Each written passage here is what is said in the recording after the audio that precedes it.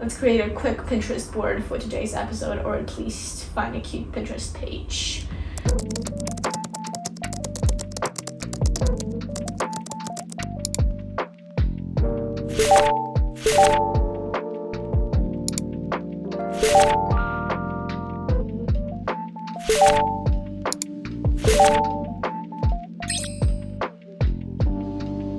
There is a mirror behind the camera, and I know looking in the mirror that I look really cute, but I know the camera does this weird thing where I don't. So let's just hope the Revelation week is gonna do this thing so I look cute, and let's just get started with it. The theme of today's episode discussion is basically how an English major becomes a self-proclaimed scientist. I am not an English major. I barely am done with school. Not yet, not even close. But that's how I like to describe myself, because I've always been into writing, art. I've never been a math girly, partly because some people made me believe that I'm not. I'm not sure how would my life turn out if I did believe that I'm a math girly. Now was deeply into physics only when I was lucky to have like a really positive teacher who would actually help me get through. I've always been a chemistry girl.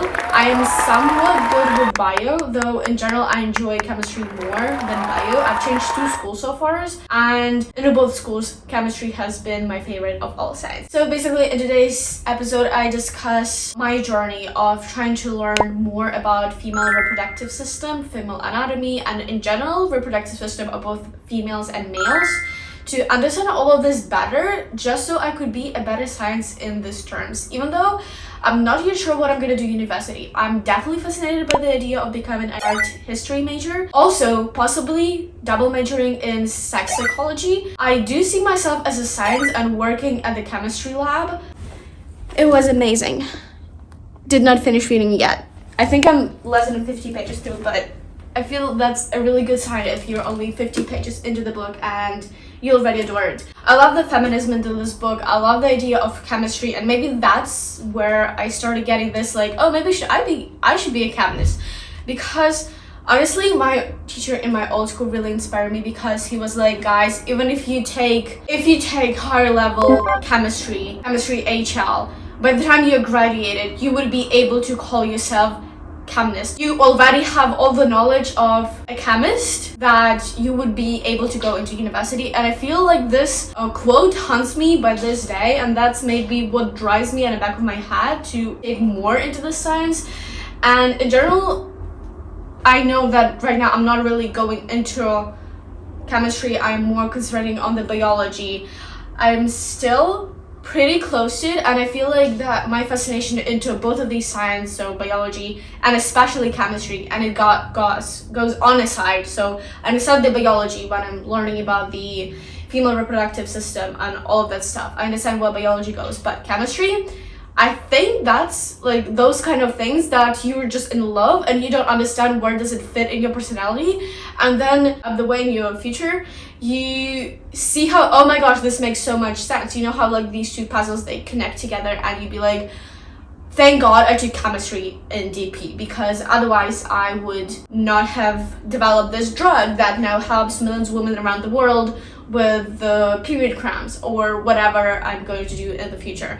By the way, that is how I'm proclaiming myself a scientist, because I do feel like in the future I would be significantly important figure in terms of developing something to help women just in general, like to understand themselves better in terms of their uterus and who we are as women, or either cope with this period pain, MASH, cramps, all of that stuff.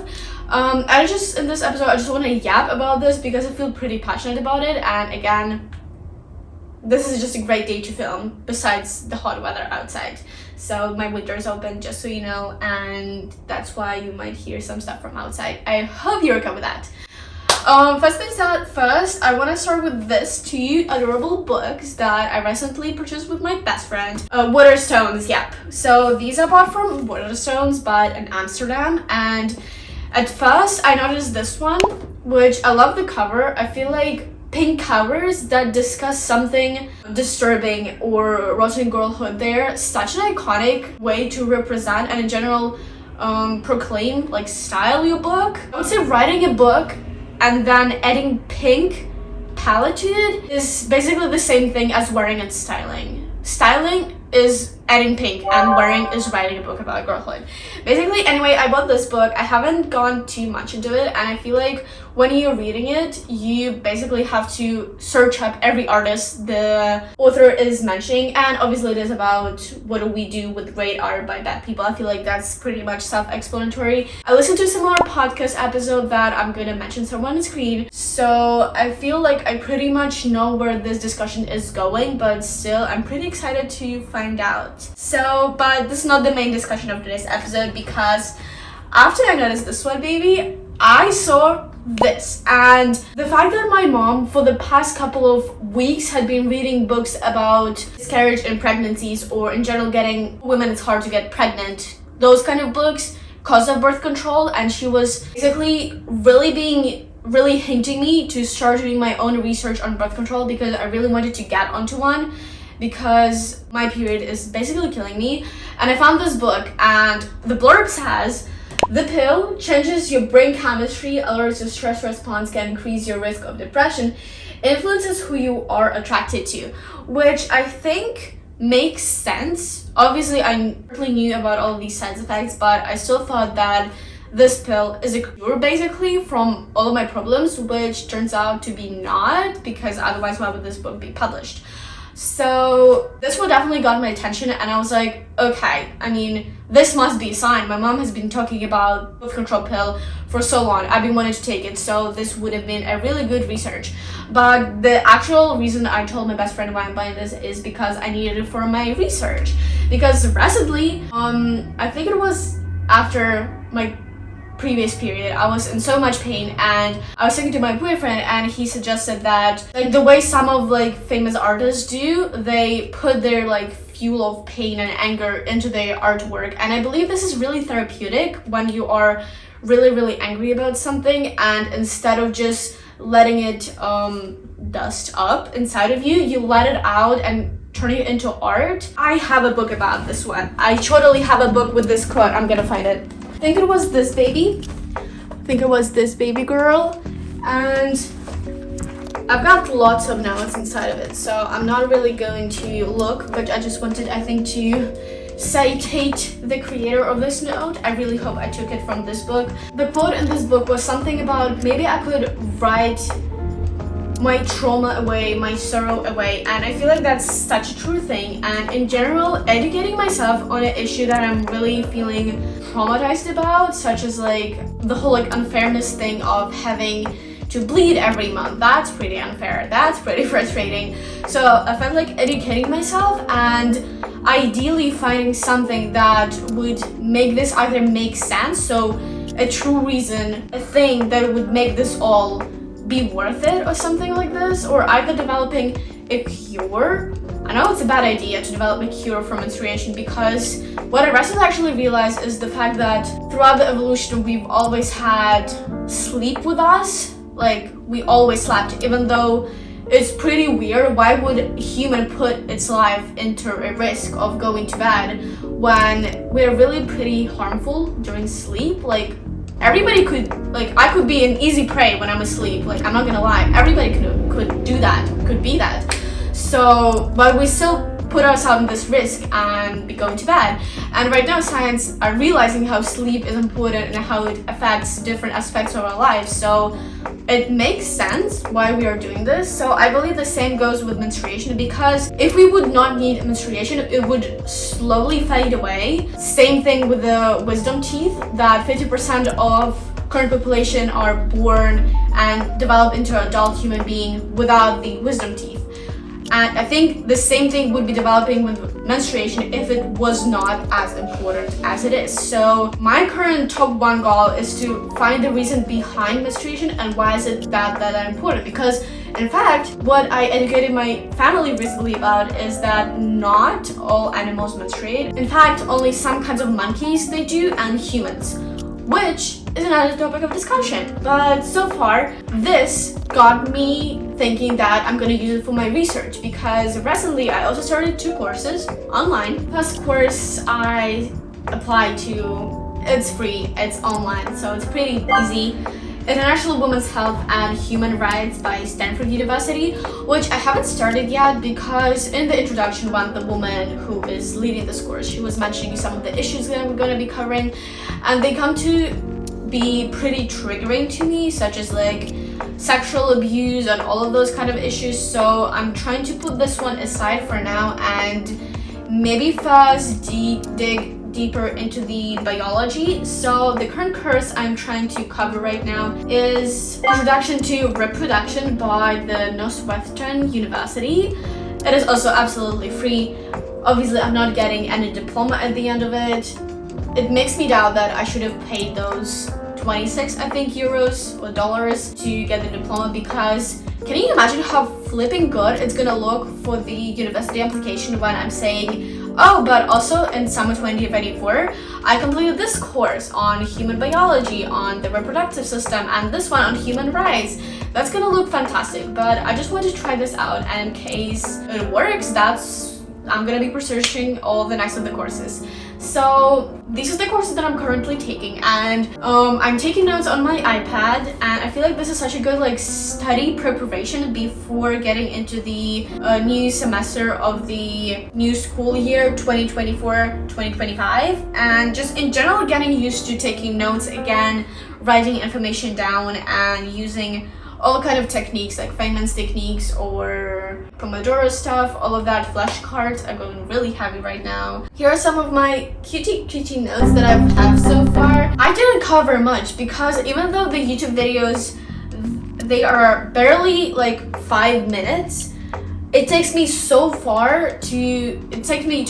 time to note all this down, to make the connections, but I'm really fascinated by all the results and how I seem to be connecting points all over the place, because there is something I heard on TikTok that now absolutely makes sense when I'm studying this. There is something my dad told me, there is something my gynecologist told me, there is something I found out from male friends, from my boyfriend, and it all comes into like, I'm connecting the dots. And this is something I love about science, because it's not a freestyle process like I seem to be thinking about art.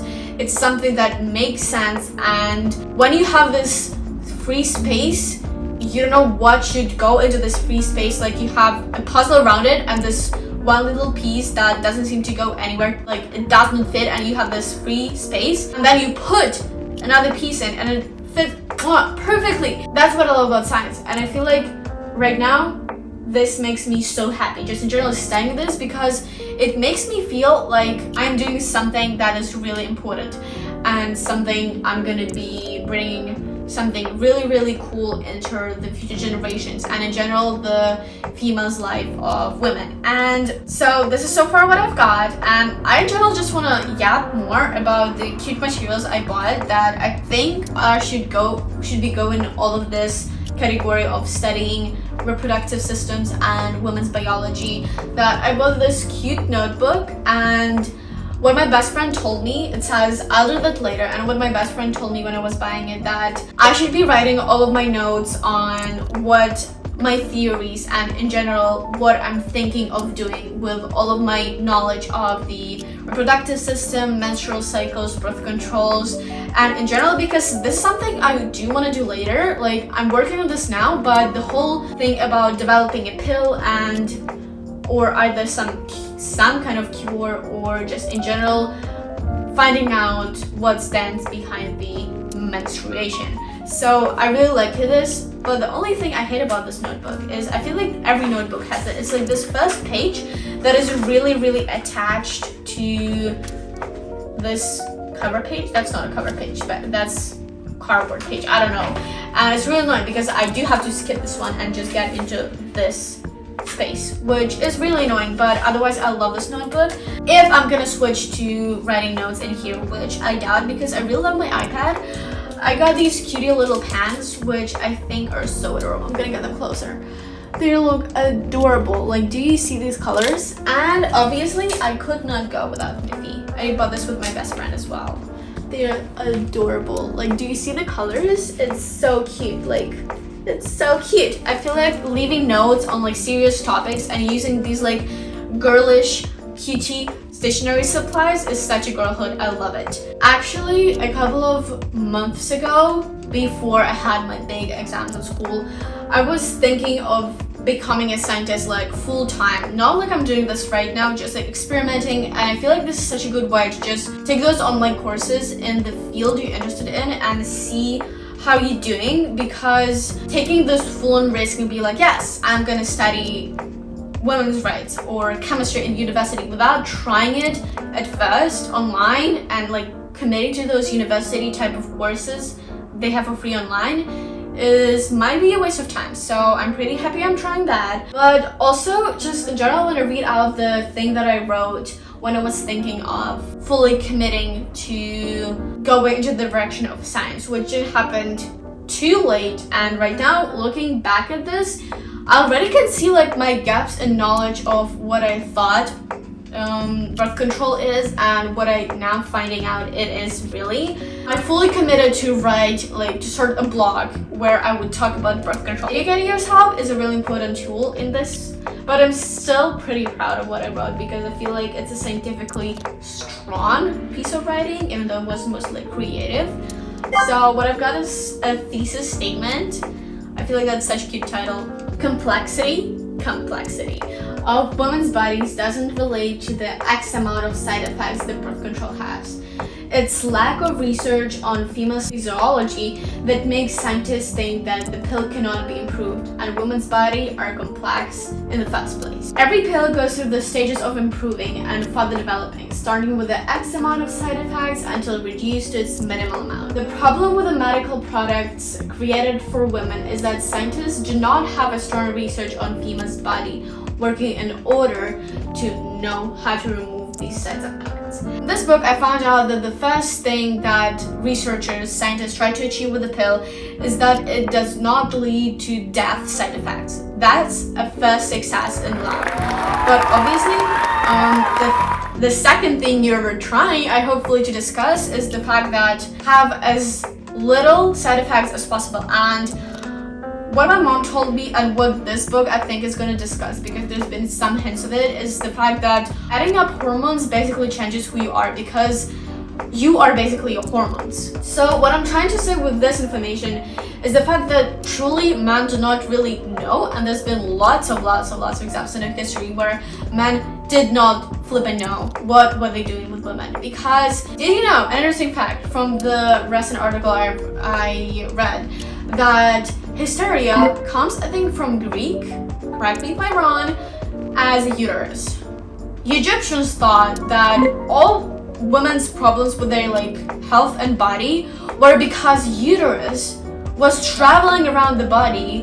And for example, if you had heart pain as a woman, the doctor would suggest, oh, it's because your uterus, you know, right, uterus, it flowed up to your heart, and now it's pressing onto your heart, and that's why you have a pain. Yeah, I know, girl, crazy, isn't it? That's such a bullshit. Also, one of the artists, because in general, women's pleasure was non-existent until pretty much either 20th or 21st centuries. I asked ChatGPT this recently, so somewhere there, because in fact, some of the doctor, one genius who was treating up to 200 patients a day, his whole treatment was focused on the fact that a woman would come into his office, he would lay them down on a table, he would put one hand onto the lower stomach, and another hand would go inside of them, and while hand number one would be pressing onto the stomach, the hand number two would be massaging the insides of his vagina until, and this would be called massage, something massage, until a woman would have a reaction to it, which now we know is basically an orgasm. And actually, some men also, they would suggest that there was a lot of fluids that bottle up in women's body that caused them into being hysteric, which was actually in a book of mental disorders, which was taken out, I think, in 1960s. I think this date. It was taken out of there, but basically hysteria would be addressed that women had a lot of fluids in their bodies and they had to get them out, and the only thing to get them out was through orgasm. Basically, women would have to masturbate X amount of times a week or month, daily, I don't know. and reach those orgasms. And basically, the only thing I'm happy about this treatment is the fact that orgasm was a rare thing for women during sex. So that must have been pretty good if they were getting at least some kind of orgasm. And the fluids that were coming out of women was basically cum. So that does make sense. But anyways, the fact that this treatment also led to the creation of vibrators because some women had troubles of reaching orgasm. So that is a good part of human history, and one of my recent works that I really want to start digging into more is the writing of a scientific article, which is not sure how much of a scientific it would be, but I definitely want to include some data that either I would hopefully find online. I haven't yet, but I really hope I would, or I would need to collect myself either from people outside, so on the street, or maybe my classmates, question mark, not sure. The idea was taken from this book because an author was repeating herself with saying it's all in my head, which I thought was pretty funny because this is a way a person would gaslight another person by saying that's all in your head. And because she repeated the phrase quite a few times, I thought of this article name title, which is basically goes as "It's all in my head, PTSD from global gaslighting towards women." And in this article, I wanted to include the fact that possibly this is how women were gaslighted in the past. I was pretty surprised to notice that it's still happening, especially in medicine, because there's been experiment established about a male person and a female person with similar complaints about their health, physical health. And a male person would be treated and put into action of being treated quicker than a female patient, suggesting that some scientists, some doctors still believe that it's all in women's head, and maybe that's not as equally important as men's health. Don't quote me on this because I'm not sure what is the thinking process behind all of this inequality, but in general it just like stuck out to me, this study, and possibly I'm going to be using it into my article. Not sure how I'm gonna write it yet because I don't have like that much of information, but it's definitely an interesting, just in general idea that I might pinpoint to my corkboard and let it just sit and dust in my head a little bit before I start writing, because the data I'm trying to collect is the fact that do women think like often about their thoughts or feelings or symptoms that, oh, it's all in my head? Or do men have equal response to some of the things that are happening to them that they are feeling, experiencing? Or do men just try to mute it down because that's how gender inequality affects them? Just like, is something happening? What's even the point of talking about it? I'm a man, I'm supposed to be manly, which I also think is a problem that should be solved. I think I'm gonna end the episode here. I really loved and enjoyed chatting with you guys. I hope this all now is really organized in my head, because I know that at least these cuties books, they lead to the revolution of all this research. So I'm pretty happy with these results. I hope that you got interested at least in some of these books and maybe you'd want to check them out or purchase them even. I hope you got inspired from the topics I've been mentioning and the research I also mentioned in this episode. And in general, I hope this was a little bit of a study motivation, academic comeback episode. And in general, have a nice day and see you next one. Oh my gosh. I'm hot as hell. Woohoo! That was, oh my gosh, I just thought I was not recording this whole time. Cute.